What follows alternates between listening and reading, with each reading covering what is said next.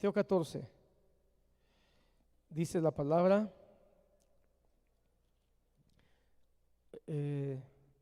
aunque parezca repetitivo porque se leyó ya, vamos a leerlo una vez más, ¿de acuerdo? Voy a leer esta versión, tengo la RBA, dice un poquito diferente. Versículo 22, capítulo 14. Y enseguida Jesús obligó a sus discípulos a entrar a la barca e ir delante de él a la otra orilla, mientras él despedía a la multitud. Una vez despedida la gente, subió al monte para orar a solas. Cuando llegó la noche estaba allí solo. La barca ya quedaba a gran distancia de la tierra, azotada por las olas, porque el viento le era contrario. Y a la cuarta vigilia de la noche, Jesús fue a ellos caminando sobre el mar. Pero cuando los discípulos le vieron caminando sobre el mar, se turbaron diciendo: un fantasma, y gritaron de miedo. Enseguida Jesús les habló diciendo: tened ánimo, yo soy, no temáis.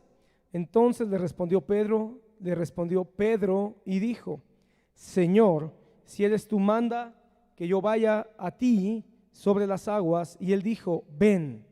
Pedro descendió de la barca y caminó sobre las aguas y fue hacia Jesús. Pero al ver el viento fuerte, tuvo miedo y comenzó a hundirse. Entonces gritó: Señor, sálvame. De inmediato Jesús extendió la mano, le sostuvo y le dijo: oh, hombre de poca fe, ¿por qué dudaste? Amén. Que el Señor bendiga su palabra en esta hora.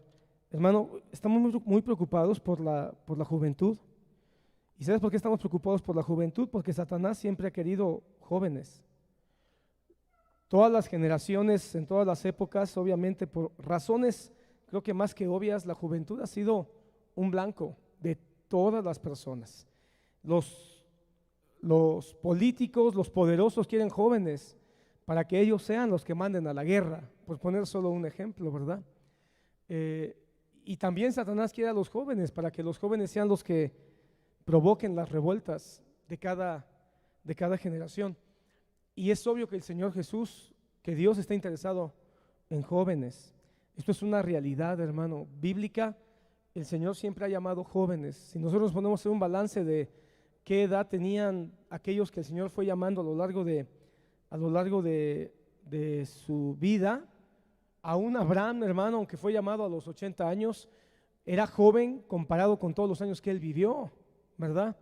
Quizá una pequeñísima excepción a la regla pudiera ser Moisés, que fue llamado a los 80, pero murió a los 120, ¿verdad? De todos modos, tuvo 40 años de ministerio. Pero cuando vemos otros muchos ejemplos, incluyendo al Señor Jesús, nos damos cuenta que el Señor está interesado en llamar jóvenes. Y por eso es que nosotros como iglesia estamos muy interesados en que la juventud tenga siempre un encuentro y tenga siempre una participación en la obra de Dios. Pero de nada sirve que nosotros estemos interesados si ustedes, los jóvenes, no están interesados. ¿Sale? Este congreso que hoy se preparó y que esperamos tener otros más cada año, nace de esa preocupación, nace de esa inquietud que tenemos. Mi hermano Eusebio dijo algo al principio de su mensaje: somos un grupo de personas jóvenes que estamos saliendo de una situación sui generis en los últimos años, que fue la pandemia, una pandemia mundial.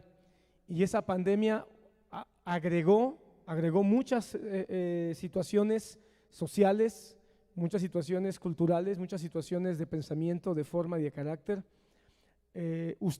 Muchos de ustedes se pasaron prácticamente casi 2 años de su vida, o más de 2 años de su vida, en una situación de encierro parcial, en un porcentaje muy elevado, estudiando, comiendo, divirtiéndose, entreteniéndose, incluso hasta congregándose de manera encerrada, parcial, por supuesto, porque en México nunca hubo un toque de queda, pero fue parcial. y creo que eso agregó muchas cosas que podemos estar ahora viéndonos.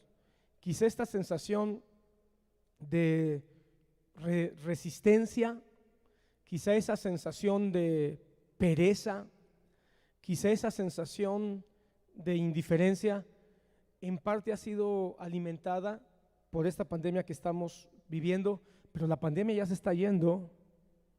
Todavía estamos por precaución, usando tapabocas, aunque gracias a Dios las evidencias nos dicen que ya todo esto está descendiendo de manera real.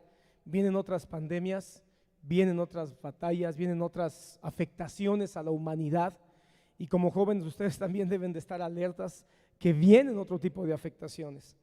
Pero entrando al tema, porque el tiempo es muy corto, quiero que te vayas con algo.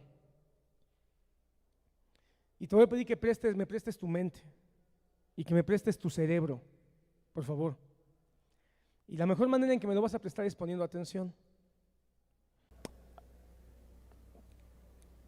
Yo me convertí en el 86. Y al poco tiempo, muy poco tiempo tengo que decir,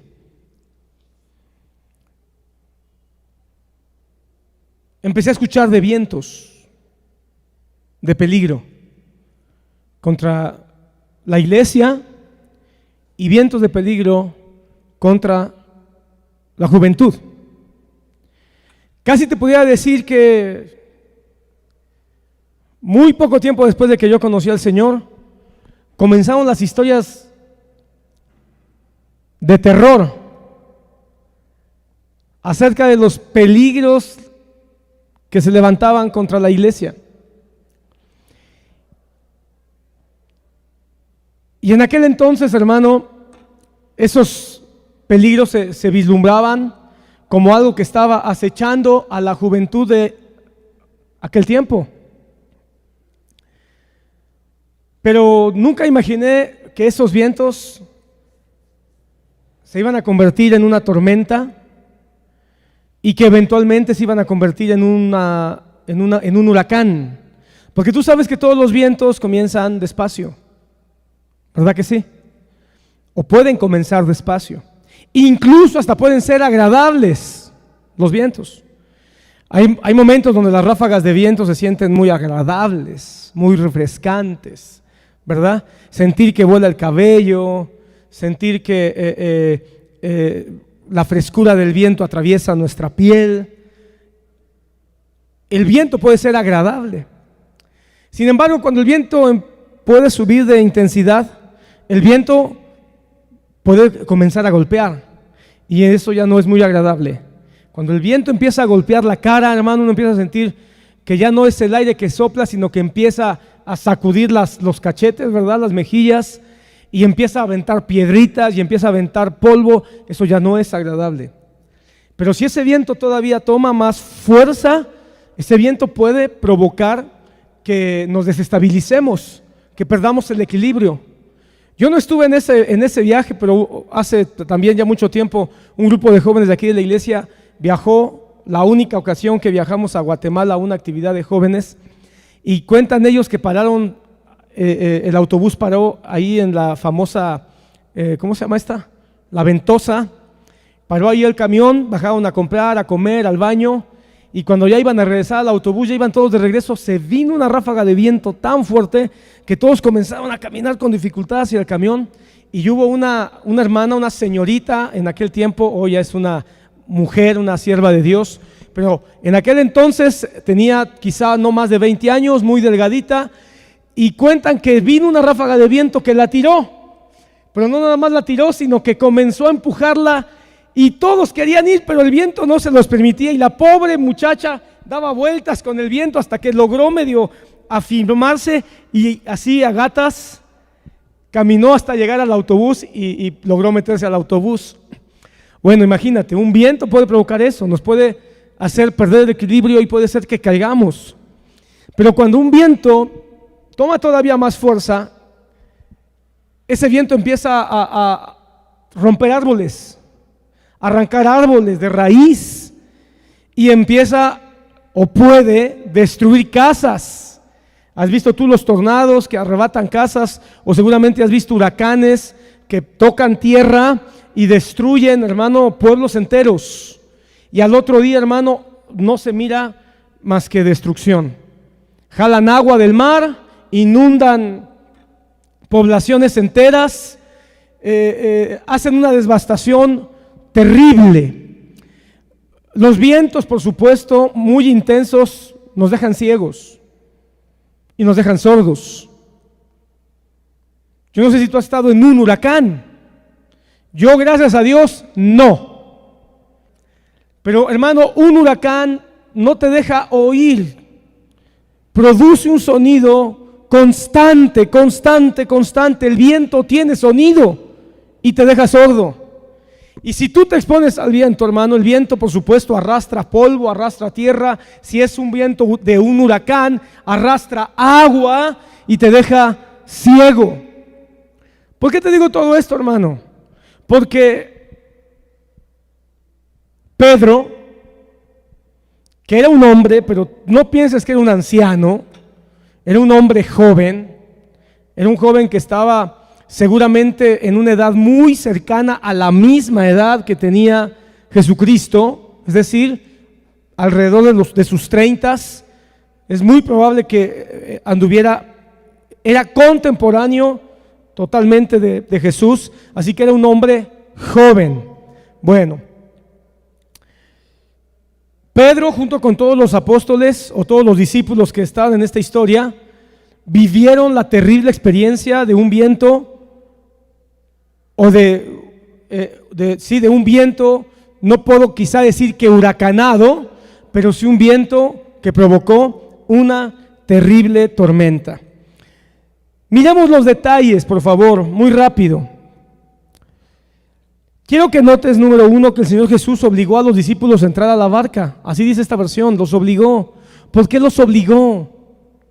Eso quiere decir que quizás los discípulos, cuando Jesús les dijo, yo voy a quedar todavía un momento a despedir a los hermanos que vinieron o a la gente que vino y voy a orar, ellos decían, nos quedamos contigo, pues te esperamos, mira, nos sentamos allá y ahí te esperamos.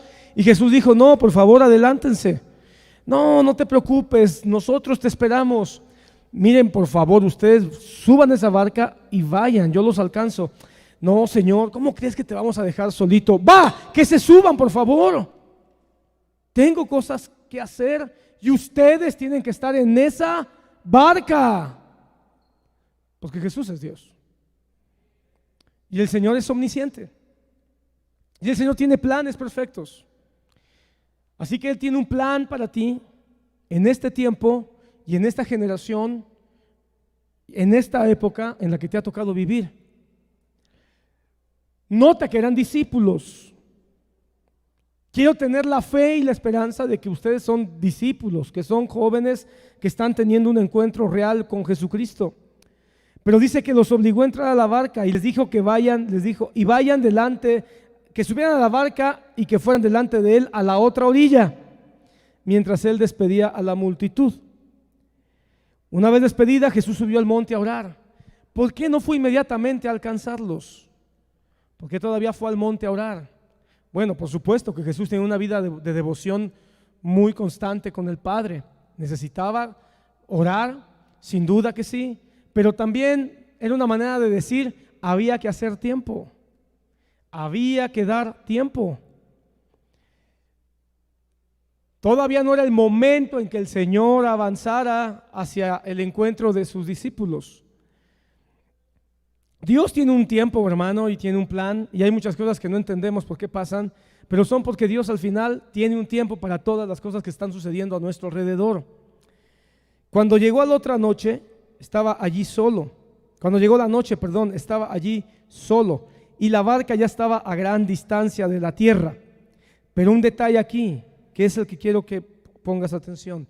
Estaba la barca azotada por las olas porque el viento era contrario. Y la cuarta vigilia de la noche Jesús fue caminando sobre ellos al mar. Bueno, el punto que quiero hoy que te lleves a tu casa es este. El Señor Jesucristo tenía un plan, tenía un propósito, y a veces, hermano, aunque nos cueste en nuestra conciencia o en nuestra lógica aceptarlo, los planes de Dios incluyen tormentas, los planes de Dios incluyen desiertos, y los planes de Dios incluyen vientos contrarios. No es que Dios quiera que estos vientos contrarios nos destruyan, quiere que estos vientos contrarios nos formen, nos afirmen, nos humillen y después nos fortalezcan.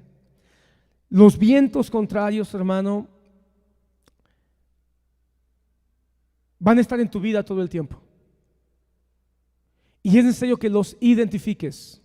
Jesucristo comenzó a caminar en el mar, hermano, que para mí es el milagro más grande de todos los que Jesucristo hizo, hermano, más grande de cualquiera.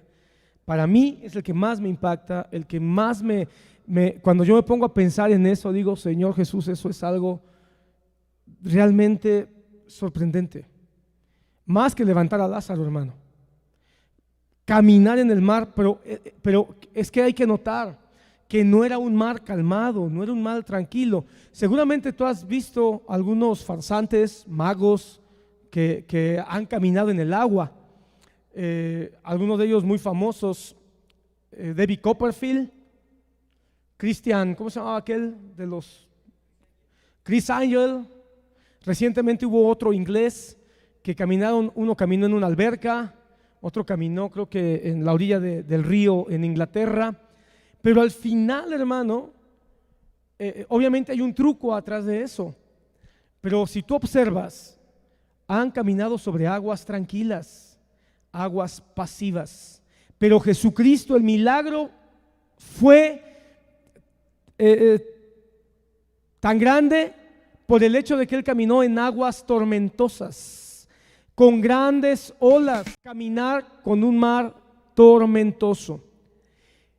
Jesús caminó sobre ese mar tormentoso con vientos contrarios para llegar a sus discípulos. ¿Por qué?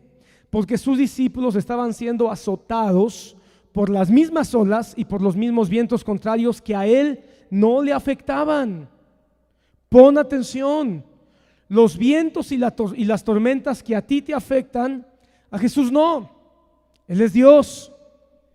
Los vientos y las tormentas que a ti te preocupan, te angustian, te hacen llorar, te hacen preocuparte, te hacen aislarte, te hacen estar triste, te hacen estar pensativo, te hacen llenar tu mente de pensamientos de todo tipo, al Señor no le afectan.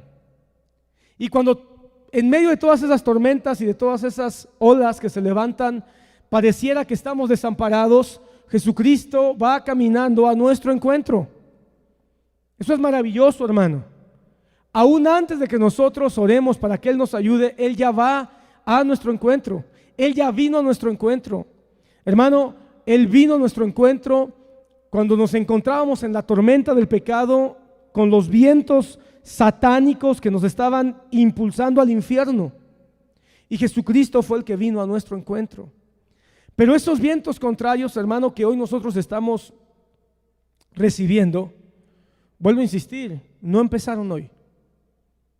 Esos vientos contrarios que tú como joven estás siendo azotado y estás siendo golpeado, no comenzaron hoy.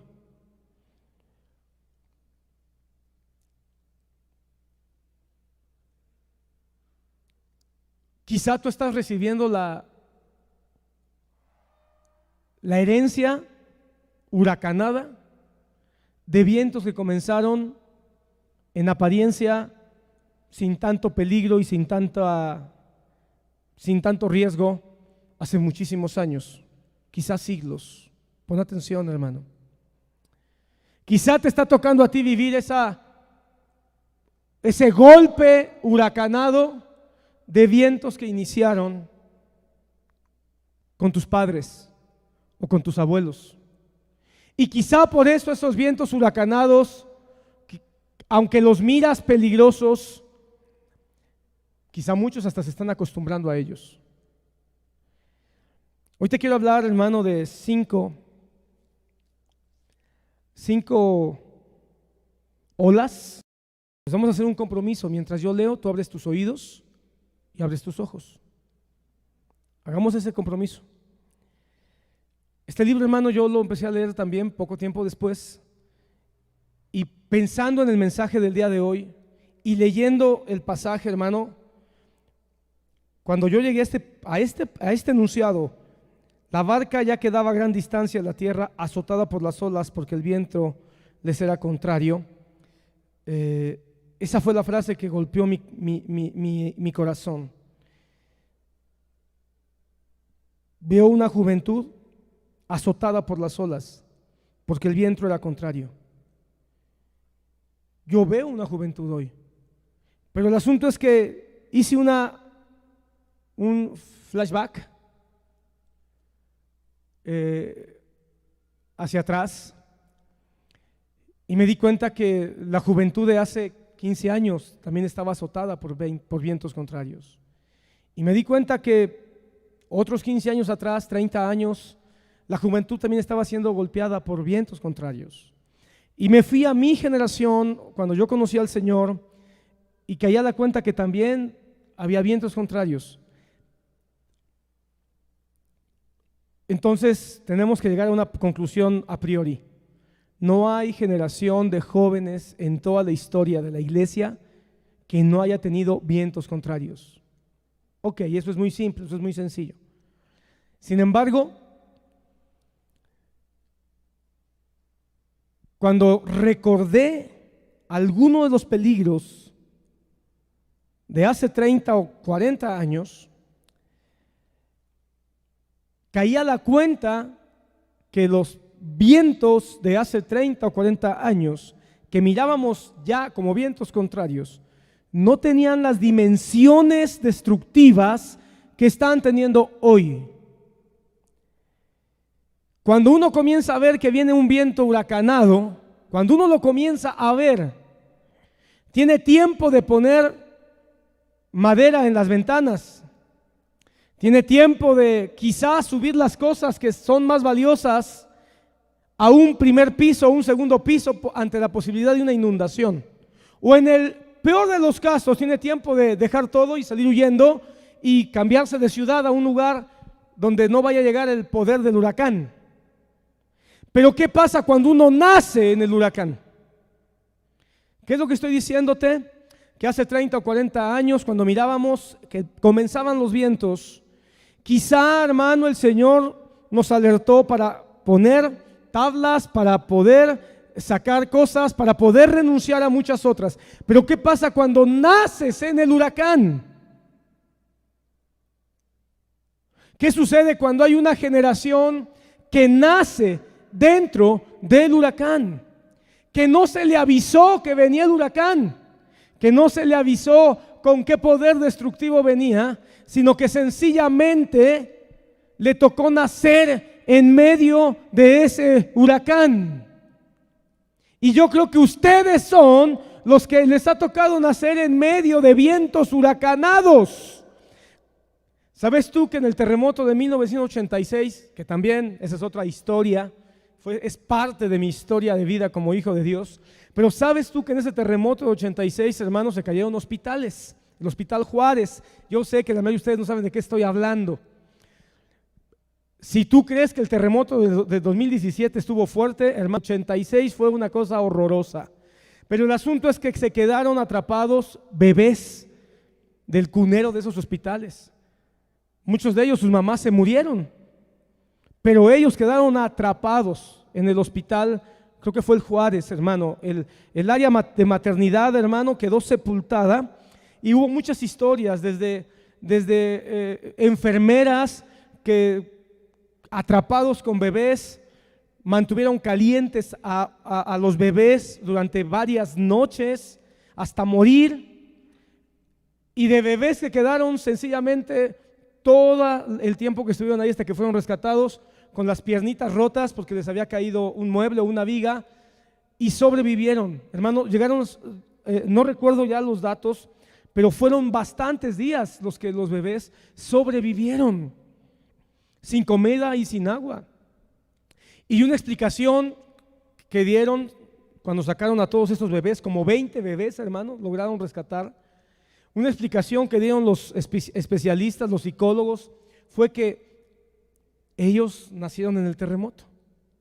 Su sentido del miedo no lo tenían tan desarrollado como las personas más grandes. De tal manera que ellos, como estaban recién nacidos, pudieron adaptarse más rápidamente a la oscuridad, a la sequedad, al silencio, a la soledad. Y emocionalmente ellos también no fueron tan afectados porque no tenían un desarrollo emocional que los condicionara. En otras palabras, no tenían entendimiento de qué estaban pasando. Y como no tenían un claro entendimiento de lo que estaba pasando, se adaptaron. Pero obviamente no era normal lo que estaban viviendo esos bebés. No era natural. Lo lógico era que si pasaba más tiempo iban a terminar muriéndose. Los rescataron a tiempo, muy deshidratados, unos bebitos, obviamente débiles, pero los lograron salvar porque emocionalmente y psicológicamente no tuvieron una afectación tan grande. Se adaptaron. Contrario a otros que quedaron sepultados, hermano, y que quizá muchos murieron no porque les estuviera aplastando una viga o una losa, sino por la crisis nerviosa que los llevó a un colapso y les dio un paro cardíaco ahí en el encierro, en la oscuridad. Quizá hubo personas que sí estaban con posibilidades de sobrevivir, pero su miedo, su terror, su mente que los empezó a dominar con ideas de que ya nunca iban a ver a su familia, les provocó otro tipo de problemas cardíacos quizá, o el azúcar les subió a quienes estaban con ese tipo de padecimiento a causa de que no tenían la misma facilidad de adaptarse, porque ellos sí ya tenían una manera de visualizar el escenario o los escenarios tan terribles que les esperaban. Pero yo creo que muchos de ustedes son como estos bebés que les ha tocado nacer en huracán, en el medio del huracán, y muchos están tratando de adaptar. Y hoy mi primer clamor sería, mi primer súplica sería para ti: no te adaptes. Porque lo que hoy el mundo quiere que te adaptes comenzó como un viento sin mucha, en apariencia, amenaza, hace muchas décadas, quizás hace muchos siglos. Rápido, primer viento, pon atención, primer golpe de viento. Como dije que son 5, tengo que decírtelo muy rápido cada uno. El primero, pornografía, inmoralidad sexual.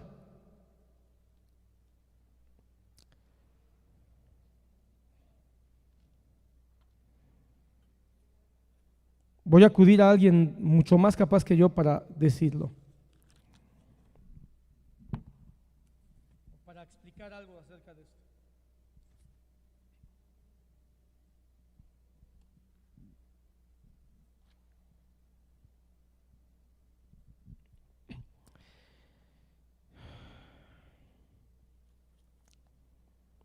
Este mundo afronta un baño de obscenidades tan intenso que el mismo afligirá la mente y el alma de algunos de los más devotos cristianos que viven hoy. La Biblia dice que Lot afligía su alma de día y de noche por las cosas que veía y oía en Sodoma. Yo hablo y tú escuchas. Yo bajo mi mirada para leer y tú me miras. En breve, los cristianos van a quedar expuestos a una corrupción moral y una sensualidad tan violenta que será necesario estar bien agarrados de Dios para lograr sobrevivir. Los que estén indecisos en la cerca van a recibir un golpe de mala suerte y van a caer derrotados. Aquellos que no entren al arca de seguridad de Dios van a ser arrastrados con todo por esta avenida de inmundicia. La gente pagará. La gente pagará por recibir películas eróticas e introducirlas por medio de alguna clase de conductores directamente de sus salas. de no tomarse precauciones, los niños podrán conectarse accionando un botón y quedarán expuestos a la perversión sexual del tipo más soez. ¿Estás escuchando? Los niños se conectarán apretando un botón, accionando un botón.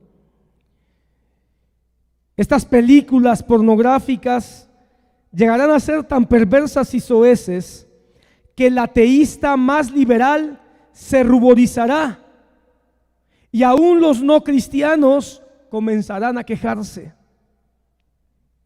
Junto con la explotación de todo tema sexual, se hará énfasis en lo sangriento, la violencia y las prácticas del ocultismo. Se glorificará a los demonios, a los diablos y a la hechicería. Todo tipo de desviación sexual será el concubito entre los demonios y los seres humanos. En estas exhibiciones dramáticas se presentará al demonio como el padre de la sexualidad. Me estoy saltando hojas, hermano, porque quiero leer solamente lo que tiene que ver con estos vientos. He visto que cosas que hay que temer por nuestros hijos. Ok, ahí el primer viento. Entonces el primer viento huracanado que comenzó, hermano, y que ha crecido de manera desbordante es la pornografía y la inmoralidad sexual.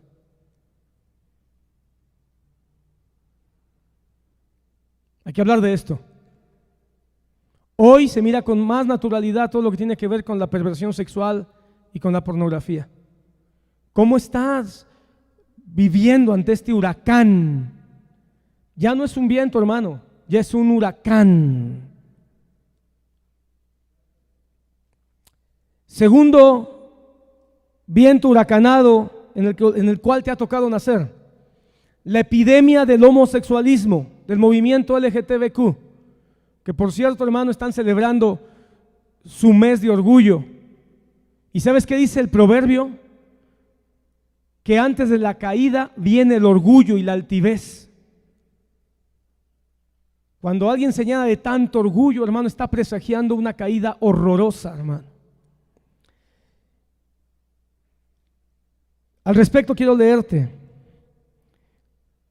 Estoy hablando de bandas de hombres homosexuales que asaltarán las calles a gente inocente en los parques y en lugares secretos. ¿No es eso lo que están haciendo? ¿Asaltando las calles los homosexuales? Hay solamente dos fuerzas, perdón, antes de esto tengo que leer.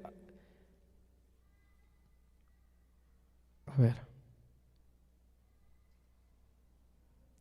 Tengo que leer algo.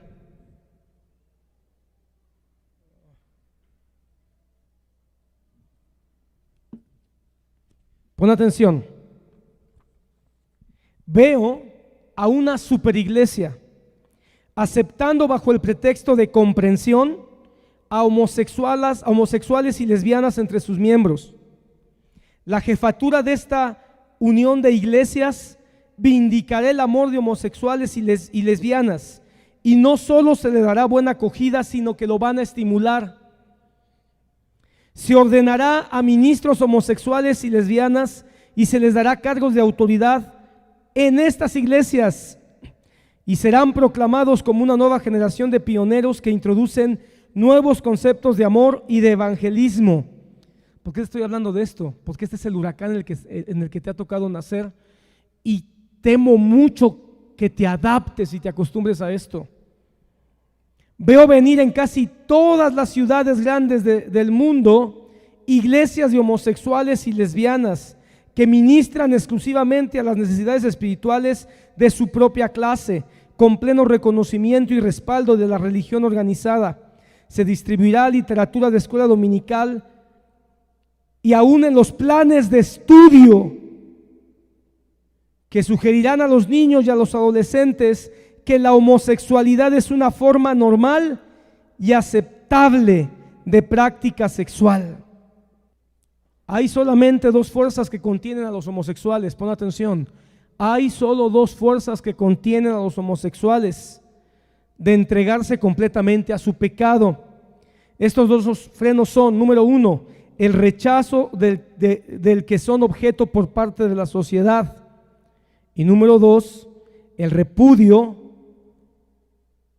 y las enseñanzas de la iglesia.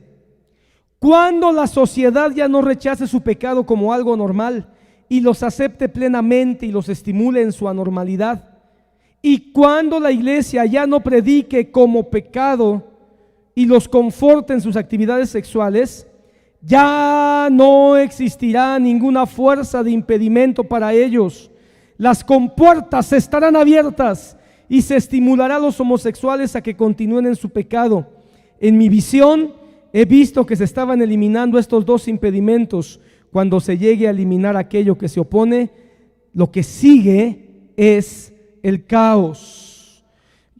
Hasta aquí, hermano, estos vientos de pornografía y de inmoralidad sexual y de homosexualismo y tratar de normalizar todo este movimiento ideológico, ¿está ocurriendo o no?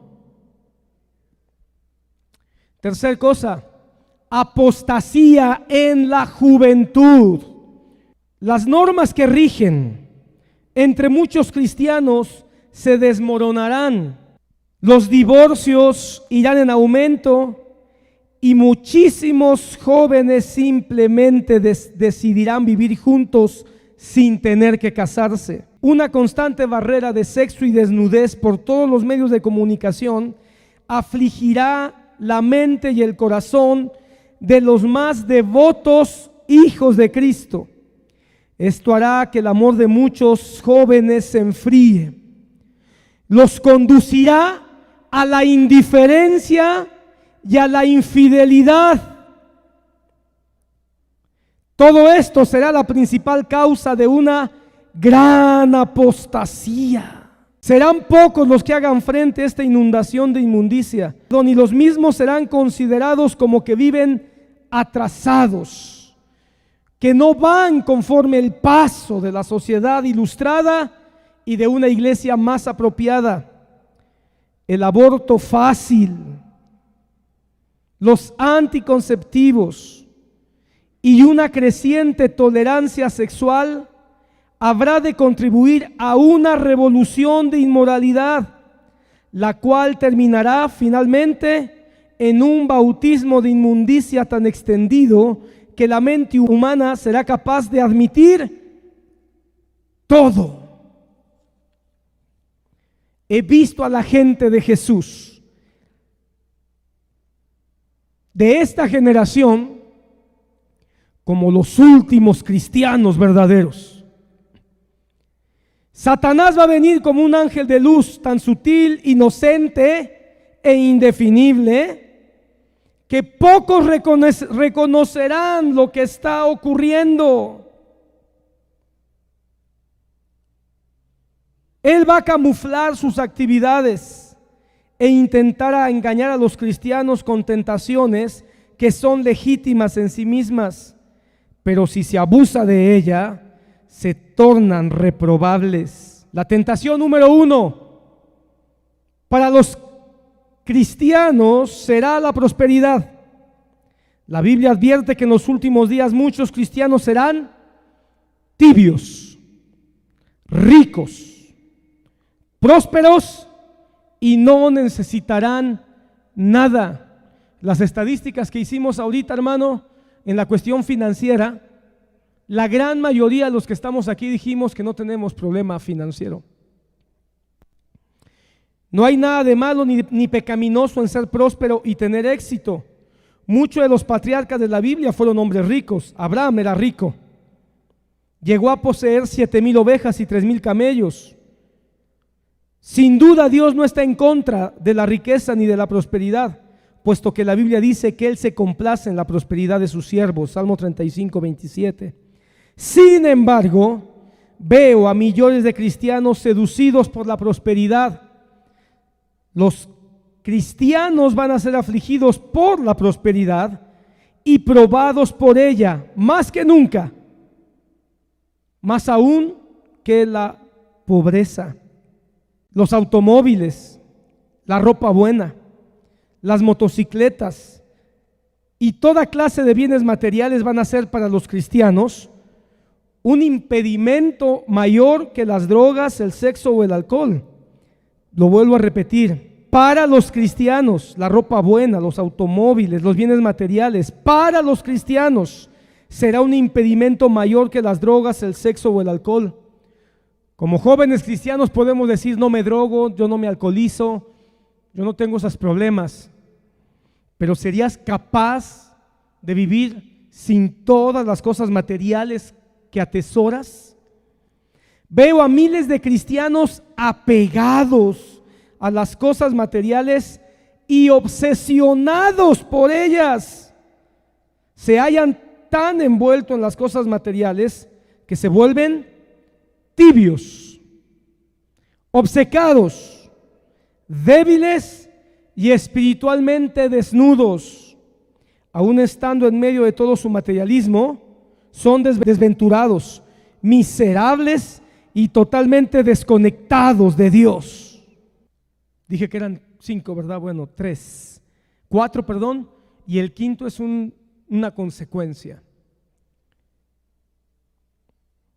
El cuarto, viento huracanado. A ver, se lo voy a repetir: pornografía y inmoralidad sexual, la epidemia del movimiento homosexual y la apostasía en la juventud. La apostasía en la juventud ha llevado a los jóvenes a desestimar la palabra, a que no sea la palabra la máxima autoridad, a creer que no necesitan leer la Biblia. Los ha llevado a no congregarse, a no reunirse con otros que tienen su misma fe, al querer y buscar que la iglesia se parezca al mundo y que la iglesia termine haciendo lo que el mundo hace, a la prosperidad y disfrutar más de las cosas materiales que las cosas que vienen de Dios. Bien, ahora lo último, o de estas 4, nos podríamos aquí pasar hablando de muchos vientos huracanados, pero te estoy hablando de huracanes, de vientos que han golpeado ahora a tu generación y que han venido desde hace mucho tiempo aumentando de fuerza. Aquí voy a tomar un poquito más de tiempo, así que te voy a pedir humildemente que por favor me permitas atención. El problema número 1, el problema número 1 del futuro serán jóvenes aborreciendo a sus padres. Dentro de poco, el mundo va a quedar escandalizado por miles y miles de jóvenes que dirán: odio a mis padres. Estamos entrando ya en ese periodo en que los peores enemigos del hombre serán los de su propia familia, el padre contra el hijo, la madre contra la hija y los parientes políticos odiándose uno al otro. El mayor problema de un adolescente será cómo convivir con sus padres.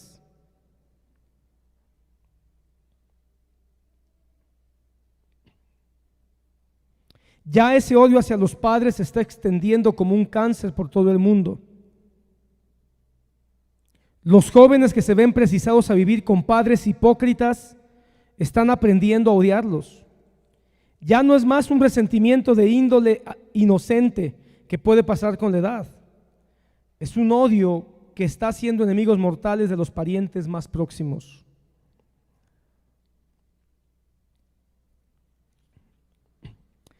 Las modas cambiantes seguirán siendo uno de los principales factores causantes de esta crisis entre la comunicación entre padres e hijos.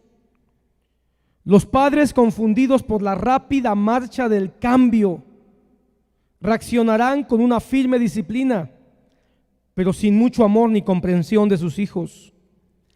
Los estilos de llevar el cabello, ropas malolientes, la música extravagante y las actitudes indolentes seguirán siendo la causa principal de la mala inteligencia. Los adolescentes del futuro ni siquiera comenzarán a comprender el punto de vista de sus padres y simplemente se desconectarán. Esto conducirá al naufragio y al desastre en muchos hogares. Los padres demasiado estrictos van a ser los más duramente castigados entre todos. Es un esfuerzo honrado mantener las normas anticuadas. Es un esfuerzo honrado por mantener las normas anticuadas.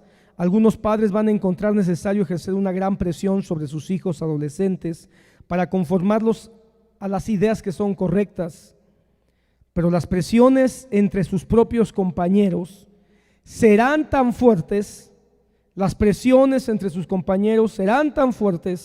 que harán que muchos jóvenes y adolescentes sinceros acepten las ideas de sus propios amigos y rechacen las reglas de sus padres. Por otra parte, aquellos padres que se vuelvan demasiado tolerantes y permitan a sus hijos adolescentes que se vistan y actúan como les place, pronto descubrirán que los adolescentes no saben cómo manejar tanta libertad tan temprano en sus vidas. Esto irá demasiado lejos y demasiado aprisa. Y al mismo tiempo se resentirán con sus padres por no proporcionarles alguna clase de disciplina. Los padres encontrarán cada vez más difícil saber cómo entender las cambiantes maneras y modas. Requerirá dirección sobrenatural y divina, y solo aquellos a quienes el cielo les conceda sabiduría sabrán cómo hacer frente a este terrible problema. Los radicales del futuro inmediato serán más jóvenes que los de hoy, pero serán mejor educados y totalmente alejados de padre y madre. Estamos a punto de recoger una trágica cosecha como resultado de estos años de negligencia, apatía, tolerancia y paternalismo exagerado de parte de los padres, y una proporción astronómica de divorcios. Muchos de estos radicales serán jóvenes preadolescentes que se expresarán en sus propios medios clandestinos. Se expresarán libremente en sus propios medios clandestinos. Los miembros de estas pandillas infantiles que se habrán criado viendo crímenes en los medios como almuerzo y con niñeras de ocasión, se volverán contra sus padres. Muchos de estos muchachos y muchas jovencitas ya se sienten como que si fueran totalmente extraños a su padre y a su madre. Para ellos será fácil odiar, porque habrán conocido tan poco como es el amor verdadero. Escucha, en el curso de las próximas décadas habrá menos fugas y más muchachos que permanecerán en el hogar para hacer desdichados a sus padres. La mayoría de los padres no desea pasar el disgusto de dar parte de la desaparición de sus hijos y prefieren tenerlos en casa y dejar que hagan lo que quieran antes de exponerse a la molestia de una fuga del hogar. En el futuro, los padres les van a aclarar bien a sus hijos adolescentes que no tienen necesidad de huir del hogar. Muchos padres simplemente se van a dar por vencidos y les van a decir a su hijo: toma lo que quieras, haz como te plazca, solo por favor no te vayas de la casa. Los motivos que en otro tiempo solo se encontraban afuera en la calle se encontrarán ahora en muchos hogares. Será posible ser en el fondo un fugado y no obstante permanecer en casa. Los muchachos podrán hacer caso omiso de sus padres, vivir bajo el mismo techo, pero ni siquiera comunicarse con ellos. Ni siquiera se esperará de ellos que les hablen a sus padres, y se tendrá muy poca esperanza en cuanto a una comprensión o una amistad. Serán como enemigos que viven en zona de guerra bajo una tregua. Al tiempo en que muchos hogares se desmoronan, al tiempo que el número de divorcios aumenta y al tiempo que muchas vidas naufragan, se desarrollará entre la juventud una verdadera hambre de seguridad que brinda un amoroso hogar y una amante familia. Este anhelo se tornará más profundo en el curso de los años que tenemos por delante. En tanto que el odio abunda y el resentimiento crece, habrá un clamor por el amor y la dirección de los padres. La Biblia dice que cuando el enemigo llegue como una avenida, el Espíritu de Jehová levantará un estandarte contra él. En medio de esta revolución del hogar, vendrá una contrarrevolución en desarrollo. Oigo el clamor lloroso y acongojado de miles y miles de jóvenes que suspiran por vivir en un hogar donde haya paz, seguridad y amor. Dios los va a escuchar y Dios va a intervenir, porque va a haber un despertamiento sobrenatural en medio de esta rebelión. El Espíritu Santo va a sanar y a restablecer a muchos. Él hará volver el corazón de muchos niños y jóvenes a sus padres y los reunirá de nuevo. Esto, desde luego, es solo para aquellos que presten atención al llamado del Espíritu. El Espíritu Santo sanará corazones y mentes de niños y jóvenes frustrados por hogares destruidos. Veo una esperanza y una cura milagrosa en medio de la desesperanza y la confusión. Ahora sí, si no te dormiste, este libro fue escrito en 1973. ¿Alguien puede decir hace cuántos años? 50 para cerrar.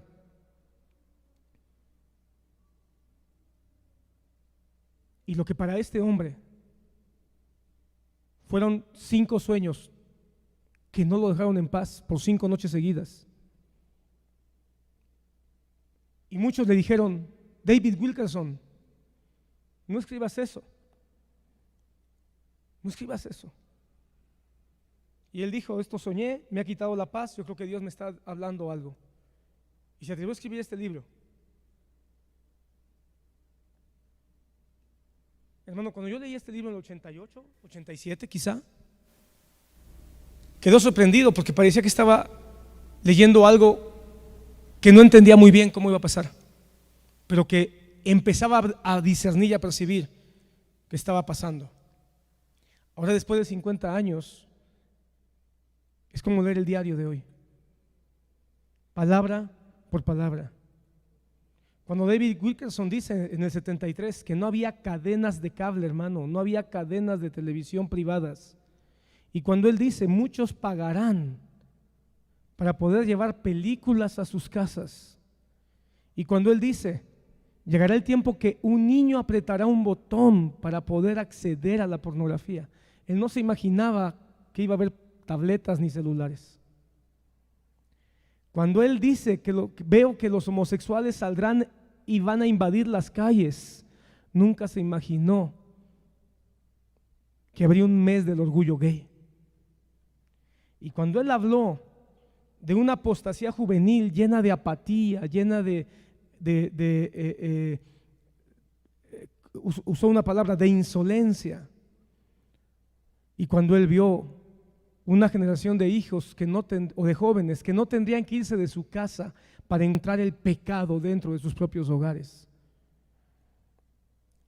De estas 5 cosas yo quiero que tú te hagas una evaluación muy rápida. El huracán en el que me tocó nacer es de pornografía y de inmoralidad sexual. ¿Me voy a conformar y me voy a adaptar a eso? El huracán en el que me ha tocado vivir es una epidemia de homosexuales y de lesbianas que quieren hacerme creer que eso es normal y lo tengo que aceptar sin ningún reparo. ¿Te vas a adaptar a eso? El huracán en el que me tocó nacer es una apostasía de jóvenes que están desestimando la palabra de Dios, donde ya no aman el congregarse o que quieren que las congregaciones sean como ellos les parece. O el huracán en el que me ha tocado nacer es un huracán donde estoy desarrollando un odio a mis padres, y aunque esté viviendo en casa, no tengo relación con ellos. ¿Cuáles son los consejos que te quiero dar? Los mismos consejos que el Señor nos enseña en este pasaje. Si vamos a enfrentarlo y vamos a poder tener esperanza de vencer, tenemos que hacer lo que Jesús nos enseña, porque el huracán que golpeó esta ola, número 1, los desvió del camino. Hermano, la barca en la que iban ellos ya no sabían si iban en la dirección correcta. Los vientos huracanados han desviado a la iglesia de la dirección correcta. Los vientos huracanados han desviado a los jóvenes cristianos de la dirección adecuada. Puestos los ojos en Jesús. La segunda cosa que hace un viento contrario, hermano, es que nos nubla la visión. ya no vemos con claridad. Y como no estamos viendo, ya no sabemos qué es real y qué es verdadero. ¿Por qué le llamaron fantasma a Jesús? Porque ya no podían saber qué era real y qué era verdadero. Su capacidad de entendimiento de lo que es verdadero se estaba perdiendo. Hermano, no podemos pensar que lo que la mayoría opina es una verdad. No porque haya muchos diciendo que los homosexuales y lesbianas tienen una ideología normal, no porque lo digan es una verdad. No porque la mayoría diga algo, nosotros vamos a dar por sentado que es una verdad. Nos vamos a tener una mente nublada. Otra cosa que hace un huracán, hermano, es que provoca miedo. La Biblia dice que estaban llenos de miedo. Estaban llenos de miedo. No puedes vivir con miedo. No puedes vivir con miedo a que no te acepten, a que te rechacen, vivir con miedo a no tener lo que necesitas. ¿Qué es lo que tenemos que hacer, hermano? Jesús vino, pon atención en esto. Jesús vino caminando en la hora más oscura. No nada más había un viento contrario, había una terrible oscuridad.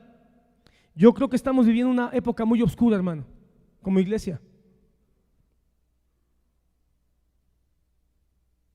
Me asusta mucho el pensar que podemos estar entrando en un segundo obscurantismo. Con todo y que hay más información, con todo y que hay más tecnología. Me asusta mucho, hermano. ¿Cómo habrán vivido los jóvenes de la Edad Media? ¿No será que ustedes, obviamente con las diferencias de la época, pero que a ustedes o nosotros, me incluyo entre ustedes, estamos viviendo una segunda Edad Media y no nos hemos dado cuenta? Porque en la segunda Edad Media había muchas fantasías. En la Edad Media había mucha violencia, había mucha sangre, había mucha, ¿cuál es la palabra que estoy buscando? Mucho engaño espiritual, mucho fetichismo. La gente se creía cualquier cosa. ¿Sabes que hay un montón de cristianos que se están tragando cualquier cosa? Cualquier cosa que dicen en el internet se lo tragan. Ven a Jesús como un fantasma. Ya el hermano Chevo habló de eso, pero mira de esta forma. Miran a Jesús como un fantasma, como algo fantástico. Él no es nada fantástico, Él es real. ¿Y no será que estamos entrando en una segunda Edad Media con celular en la mano? Hermano, entraron a la segunda Edad Media con catapultas. Entraron a la Edad Media, hermano, con, ¿cómo se llaman esas cosas? Con molinos para llevar agua a las ciudades. Era la gran tecnología de la época. Pero con todo y esa gran tecnología que tenían, estaban en obscuridad espiritual, estaban en obscuridad emocional, una promiscuidad sexual, hermano, a todo lo que daba. En la hora más oscura se apareció Jesús. En la hora más oscura tenemos que levantarnos, hermano. Termino ya. A mí me asusta, hermano, ver que lo que hace 50 años comenzaba como un viento que apenas empezaba a soplar, hoy es un huracán. Me asusta profundamente. Jesús tenía que venir en el momento más oscuro, con las olas más grandes y tenebrosas, con el viento soplando en su mayor intensidad, para una sola cosa, pon atención: corregir. Corregir. Dice el Proverbio, es el único versículo que te voy a leer, Proverbio 23:13. No rehúses corregir al muchacho, si lo castigas con vara, no morirá. Tú lo castigarás con vara y librarás su alma del Seol. Hermano, permíteme especular. ¿Qué hubiera pasado si Jesús no se aparece? ¿Qué hubiera pasado? O la barca se hunde y todos se ahogan, o hubieran terminado, o en el remoto caso de que el huracán o la tormenta no los hubiera volteado, la barca hubiera llegado exactamente a otro lugar que no era el que ellos estaban buscando ir. Entonces, hermano, la juventud de hoy, nosotros como jóvenes tenemos que darnos cuenta que estamos enfrentando vientos terribles, vientos horrorosos, tanto a nuestra vida personal, nuestra vida familiar y jóvenes, tenemos que permitir que el Señor venga y nos corrija. Y la corrección, hermano, la corrección no es agradable. Jesús vino a corregir. Él ya sabía que iba a haber una tormenta. Seguro que lo sabía. Él ya había pasado por el mismo lugar. Él ya sabía. Hermano, yo me hice una pregunta hoy. ¿Por qué el Señor los manda solos? ¿Por qué el Señor no fue con ellos? ¿Por qué no hizo como la otra ocasión en que también empezó a haber un viento en el mar, pero Jesús estaba en la barca, pero estaba dormido? Ahí también hubo una prueba de fe. Pero ¿por qué el Señor no iba con ellos? ¿Por qué los mandó solos? Porque hay momentos, hermano, donde tenemos que enfrentar la oscuridad, las tormentas, los vientos en completa soledad. Porque ahí es donde la corrección, hermano, va a venir de manera más eficaz. Cuando te das cuenta que no tienes nada más que a Dios, hermano, cuando te das cuenta que no tienes a nadie más que a Jesús, es cuando realmente van a suceder los grandes cambios en tu vida. Pero, hermano amado, no tienes por qué esperarte a terminar en una situación de gran angustia. Hoy reconoce, quizá tienes un problema de pornografía, de problema sexual, de fornicación. Hoy es el día, corrígete, déjate ser corregido. Quizá tienes un problema que tienes que reconocer, donde tú has estado pensando en secreto que los homosexuales no están tan mal, en el mejor de los casos. Y en un peor caso, a lo mejor hasta estás pensando, ¿y no será que ellos tienen razón y yo soy un hombre en cuerpo de mujer? Tanto me lo predican, escucho más predicadores, más evangelistas del LGTB en la calle, en los medios, en las televisiones, hasta Disney ya está predicando del LGTB. Le pongo más atención cuando me dicen que se puede besar 2 mujeres en Star Wars, 2 mujeres en la película de Buzz Lightyear, cuando en series cualquiera que vea siempre hay o un homosexual o una lesbiana. Me lo dicen tanto y les pongo más atención que al predicador. Veo más series de televisión que escuchar predicaciones. Paso más horas bombardeado por este huracán de los homosexuales que sutil o descaradamente me están sembrando su ideología, que leyendo la Biblia, que ya te ha llegado a pensar que a lo mejor tienen razón. Tanto me dicen, ¿por qué no pruebas? Tanto me han dicho, es que es inteligente tomar decisiones. Decide tú qué quieres ser, si hombre o mujer. Que a lo mejor tienen razón. Si te encuentras tú en esa batalla, hermano, y tienes que ser corregido.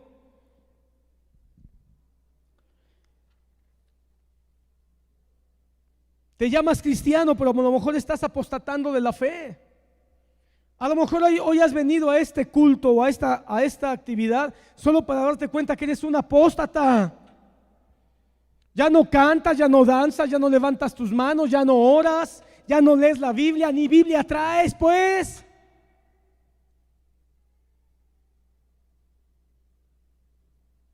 ¿Le crees más a cualquier libro que te enseñan en la escuela que a la Biblia? Eres un apóstata.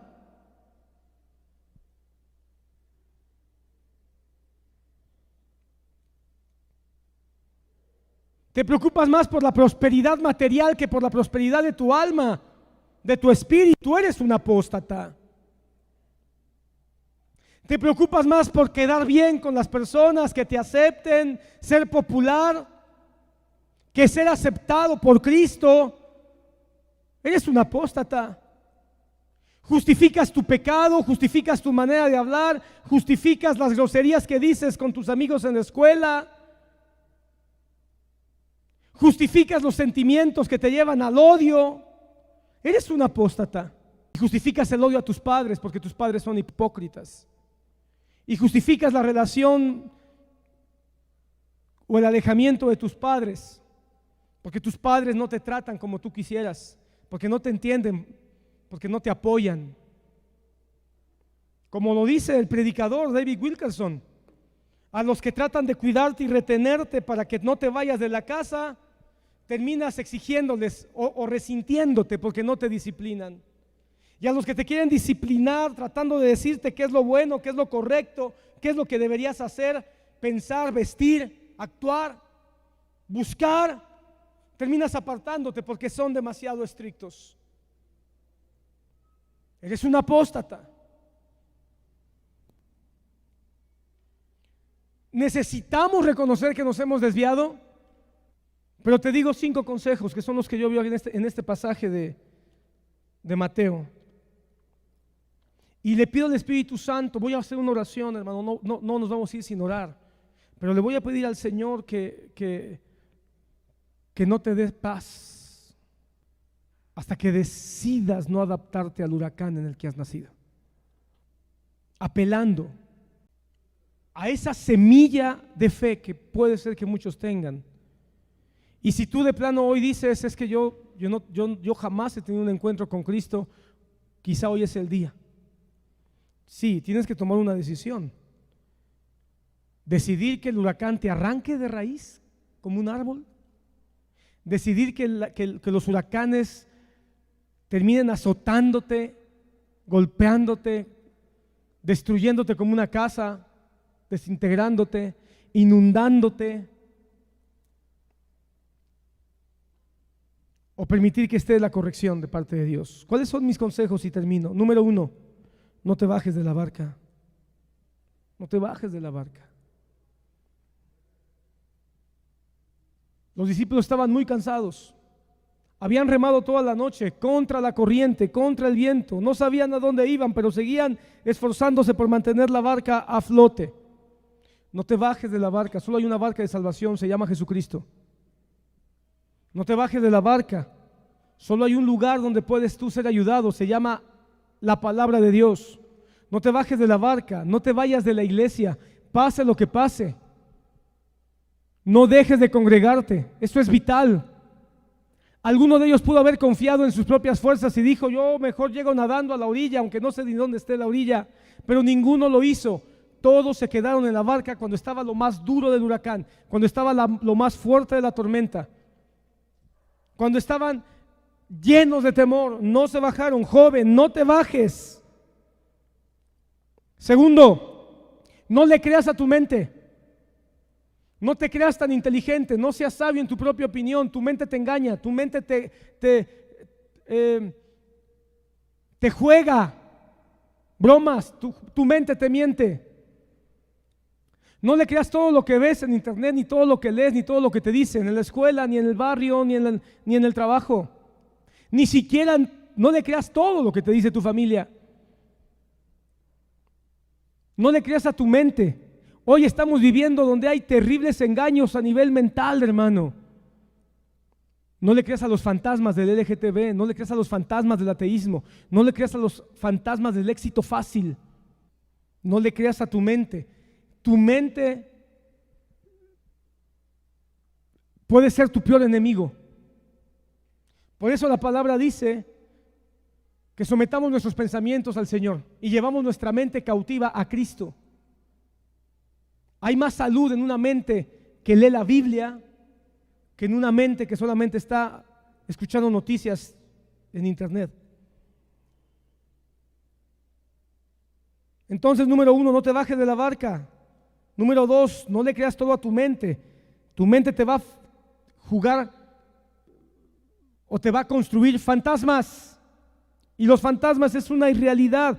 Los fantasmas son una imaginación que tu mente construye. Tercero, escucha su palabra. ¿Y sabes cuál es la palabra de Jesús? Tened ánimo, yo soy. Escucha su palabra. Lee la Biblia. Cada vez que hablas la Biblia, Dios te va a decir, ten ánimo, soy yo. Cuando estés triste, lee la Biblia, Él te va a decir, ten ánimo, soy yo. Cuando estés confundido, abre tu Biblia, Él te va a decir, ten ánimo, soy yo. Cuando busques una respuesta, abre tu Biblia, Él te va a decir, ten ánimo, yo soy. Cuando te sientas enojado, con ganas de vengarte, con ganas de desquitarte, busca al Señor en su palabra y Él te va a decir, ten ánimo, yo soy. Siguiente, habla con Dios. Habla con Dios. Pedro vio a Jesús, no le creyó a su mente. La mente decía es un fantasma. La mente decía no sirve de nada. La mente decía no tenemos esperanza. La mente decía vamos a terminar muertos. La mente les jugaba muchas bromas, muchas mentiras.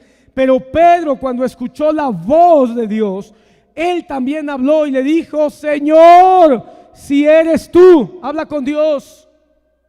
¿Sabes cuál es el problema de los que estamos atrapados en los huracanes? Que no hablamos con Dios. ¿Cuándo fue la última vez que hablaste con Dios en serio?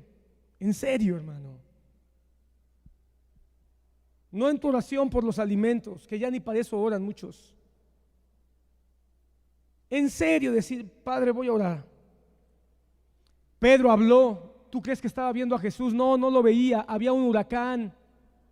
Pedro habló. ¿Tú crees que estaba viendo a Jesús? No, había olas que se levantaban y le bloqueaban la vista. ¿Tú crees que Pedro vio a Jesús? No, había un viento que le aventaba toda el agua del mar en su cara. Pero él habló, le creyó a la voz que escuchó. No lo vio, solo escuchó: ten ánimo, soy yo. Cuando todos decían es un fantasma, él escuchó con atención, abrió su Biblia, le puso atención al predicador y habló: Señor, Señor, no te veo, no te siento, no sé por qué está pasando esta tormenta, pero si eres tú, que yo vaya contigo. Dobla tus rodillas. No necesitas hacer espectáculo. Hazlo en tu casa, hazlo en tu baño, pero hazlo en serio. Sé valiente y proactivo. Sé valiente. Ve contra la corriente. Cuando Jesús le dijo: Pedro, ven, Pedro le creyó a la palabra de Dios. Pedro le creyó a la palabra de Dios. No le creas a las ideologías, no le creas a los maestros, no le creas a las voces de tu tiempo, no le creas a las redes. No te levantes diciendo: bueno, pues es que en tal lado dijeron, en tal red dijeron, en tal noticiero o en tal fuente dijeron. Mejor cita la Biblia. Cita la Biblia, pero no la vas a poder citar si no la conoces. Y sé valiente. Todos decían: no, Pedro, es un fantasma. Pedro, ¿qué vas a hacer? Es un fantasma. Y Pedro dijo: no, es el Señor. Conozco su voz. Te vas a ahogar, te vas a hundir. Pero Pedro dijo: no sé qué va a pasar, pero no voy a hacer lo que mi mente dice, ni lo que ustedes dicen. Ten convicción. Congrégate más, canta más, alaba más, ora más, lee más tu Biblia. Defiende más la verdad de Dios. Aviéntate a hacer un salmón. Los salmones, ¿sabes que es el único pez que va contra la corriente? Kilómetros y kilómetros y kilómetros, saltando sobre la corriente del río. Otros peces minúsculos, insignificantes, se dejan llevar por la corriente. Los moluscos, los camarones, las ostras, apáticas, cerradas, se dejan llevar. Pero el salmón salta, el salmón se impone, el salmón se decide. Y finalmente, ruégale que te salve.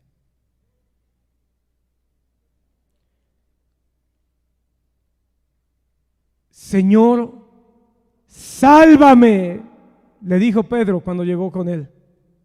Señor, sálvame. ¿De qué le estaba pidiendo que lo salvara? ¿Del infierno? ¿De la muerte eterna? Estaba pidiendo que lo salvara del huracán, de la tormenta, de ahogarse. Quizá tú ya eres salvo, o quizá no.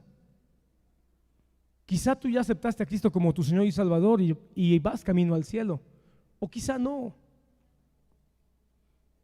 Pero presumiendo que tú ya declaraste al Señor como tu Señor, a Jesús como tu Señor, ¿dejarás que el huracán que agobia a esta generación te destruya? ¿O en medio del huracán dirás: no, yo no soy una ostra, ni un camarón, ni un cangrejo, ni un insignificante pez. Tómate de su mano y nunca te sueltes.